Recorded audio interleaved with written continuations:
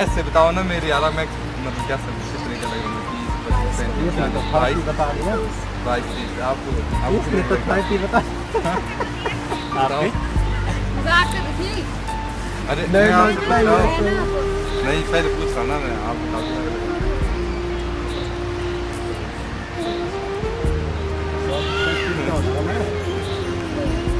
इन्होंने बोला बिल्कुल सही फैक्ट बताया इन्होंने 23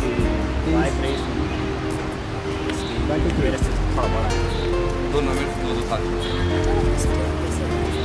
खेल नहीं हो सकते यार भाई लेट जा सकते कॉलेज लेट कैसे जा सकते भाई 10 बजे का कॉलेज 10 बजे पहले क्लास होती है वो वाला नहीं बोल रहा मैं हाँ। बोल लेट हो उसके बाद तो हमने थोड़ी थोड़ा ब्रेक लेकर बोल रहा हूँ मैं ऐसे नहीं बोल रहा हूँ टाइमिंग के बाद की मैंने